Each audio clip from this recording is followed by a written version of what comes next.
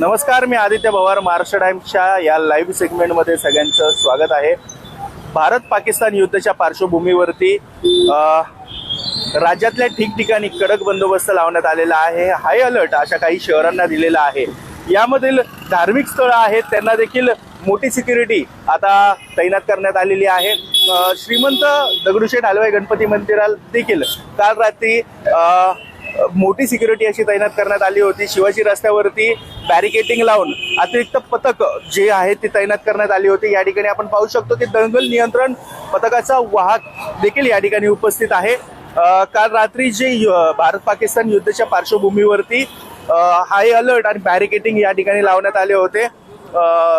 सर्व गाड्या यांना चेक करून पुढे पाठवण्यात आला होता.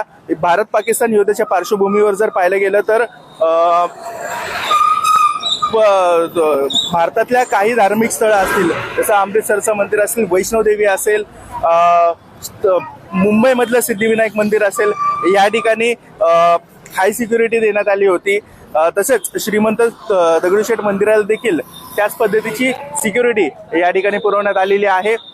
फराज खाण्याचा देखील अतिरिक्त पदभार या ठिकाणी तैनात करण्यात आला होता. आणि आज सकाळी वाहतुकीची अडचणी नको म्हणून आज जो शिवाजी रस्ता आहे तो नागरिकांसाठी खुला करण्यात आलेला आहे. आणि या सगळ्या भारत पाकिस्तान युद्धाच्या पार्श्वभूमीवरती जर पाहिलं गेलं तर रात्रीपासूनच मोठी चकमक सीमा भागांमध्ये होताना आपल्याला पाहायला मिळते. उरीचं सेक्टर असेल, बलुचिस्तानचं सेक्टर असेल, या ठिकाणावरनं मोठ्या प्रमाणात गोळीबार होताना आपल्याला पाहायला मिळत आहे. त्यासोबतच नौदल असतील, हवाई दल असतील, हे देखील मोठ्या प्रमाणे प्रतिकार पाकिस्तानवरती करत आहे. या सगळ्या पार्श्वभूमीवरती पाकिस्तानचे पंतप्रधान शरीफ यांनी देखील आता हे युद्ध रोखण्याची विनंती अमेरिकेकडे केलेली आहे. आपल्या या नौदल असतील, इंडियन नौदल असतील किंवा एअरफोर्स असतील आणि तसंच आर्मीची तुकडी असेल, त्यांनी जो हा हल्ला केला होता, या सगळ्या हल्ल्यावरती पाकिस्तान यांना गुडघ्यावर आणलेला आहे.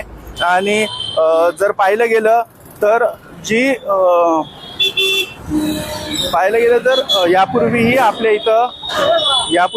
इथं मॉकड्रिल घेण्यात आला होता. या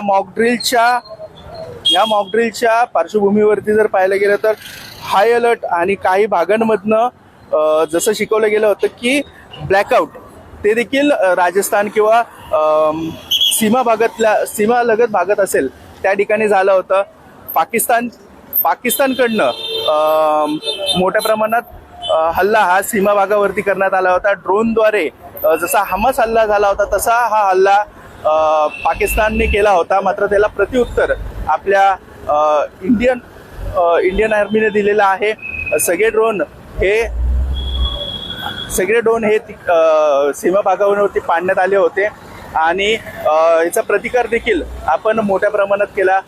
वायू नौसेनामधनं INS विक्रांत हे देखील मैदानात उतरलेलं आपल्याला पाहायला मिळत आहे. कराची या त्यांच्या सीमेभागावरती विक्रांत यांनी मोठी कारवाई केलेली आहे. त्यामुळे आता पाकिस्तानला या सगळ्या युद्धाच्या पार्श्वभूमीवरती गुडघ्यावर उतरावं लागलेलं आहे. मात्र काही खबरदारी म्हणून श्रीमंत दगडूशेठ हलवाई गणपती असेल किंवा भारतातले काही धार्मिक स्थळं असतील त्यांना हाय सिक्युरिटी पुरवण्यात आली होती. काल रात्री या ठिकाणी हाय सिक्युरिटी होती आणि तसंच आज दिवसभर देखील काही ठिकाणी बंदोबस्त हा तैनात करण्यात आलेला आहे.